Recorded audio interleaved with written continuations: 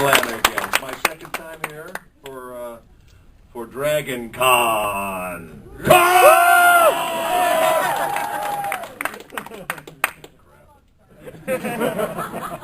I have nowhere to go now. I peaked, so that's it. So, thanks for coming. Goodbye, everybody. So, are you all guys all fans of this guy? Has to be a fan of Ghost in the Shell. He's got the bloody Laughing Man. Laughing Man. Ghost in the Shell. I did the movie a long time ago, the original movie, Ghost in the Shell. I went in and did it, and I thought, this is really kind of a cool movie, and I'm really happy to be... does this thing stretch to the podium? Yeah. This way I can feel like a priest. the only time... Yeah, sure, come on. I'm 6 years old, touch me! Wow. I will heal you, my child. You mean sexually heal me? I will heal you. All I right, will that lay guy's tongues done. on you.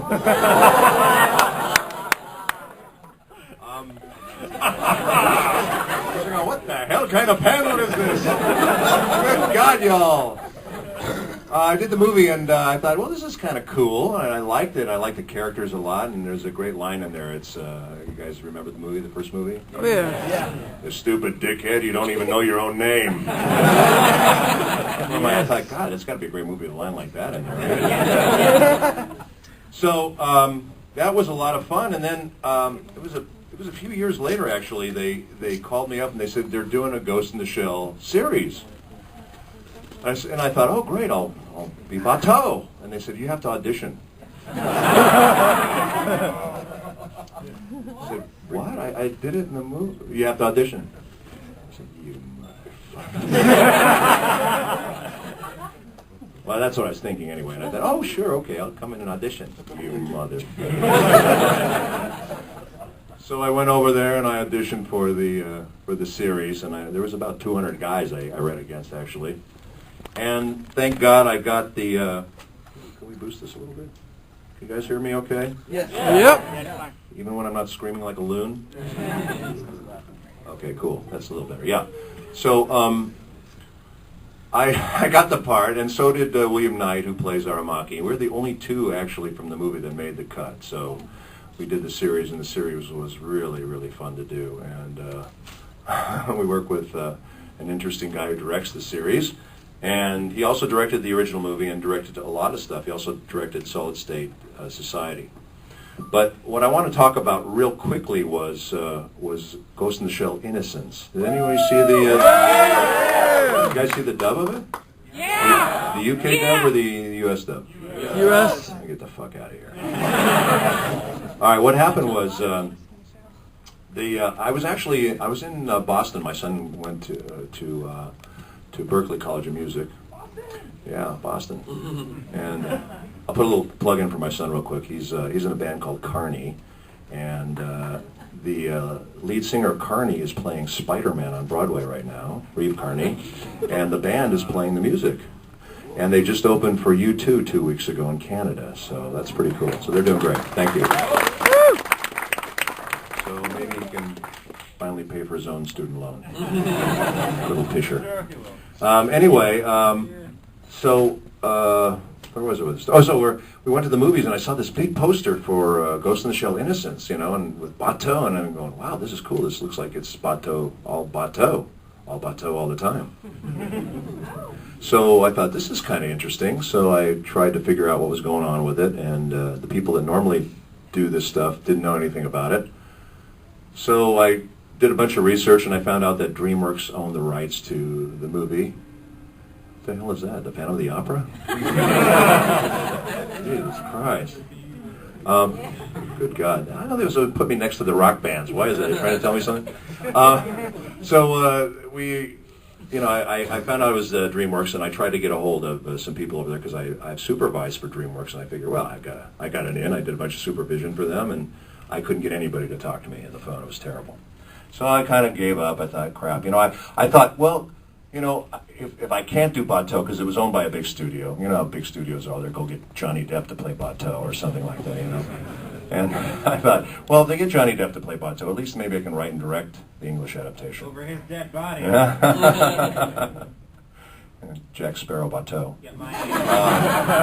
So I tried to get a hold of somebody, I couldn't. So I went to Otakon in Baltimore, and I kind of gave up, and I thought, well, I don't know, whatever happens, happens.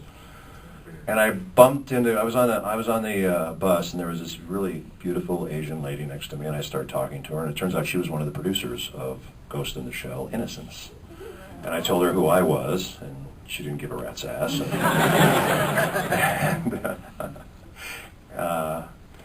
So I said, well, how can I want to be involved with this. Who can I talk to? So she gave me the name of the lady at DreamWorks. So I thought, great, now I have the name of the lady. I work for DreamWorks. I'm in like Flynn, right? So I get back there and I call those people. I still can't get in. No one answers my calls. No one will return my calls. It's just horrible. So I gave up.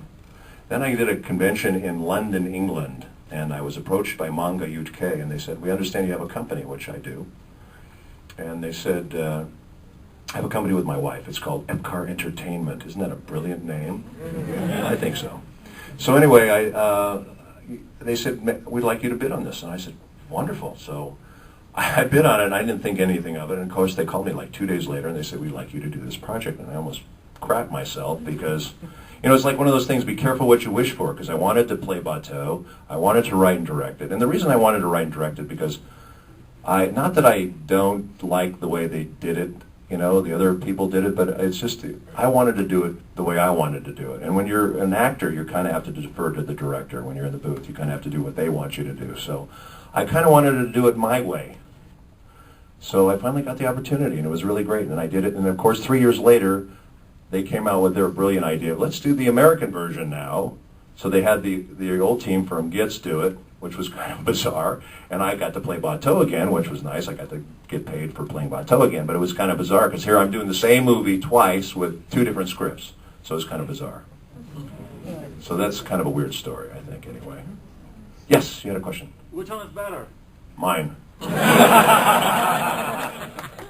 No, wait, let me think about it. Mine. Well, the only reason I say that was because I finally got to do it the way I wanted to do it, and I just felt sometimes they direct me to do it in ways that I don't agree with, but you kind of have to do it because that's the director.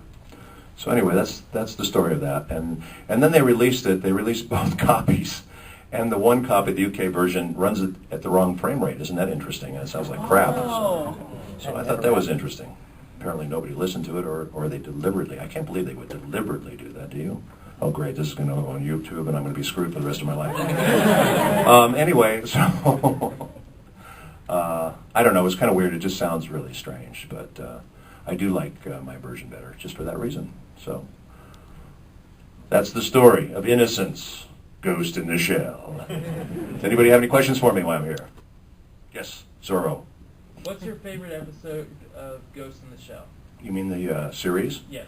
I really like Jungle Cruise. I think that's one of my favorites, and I was given an award for that show, actually, for doing that, and that was a creepy show, wasn't it?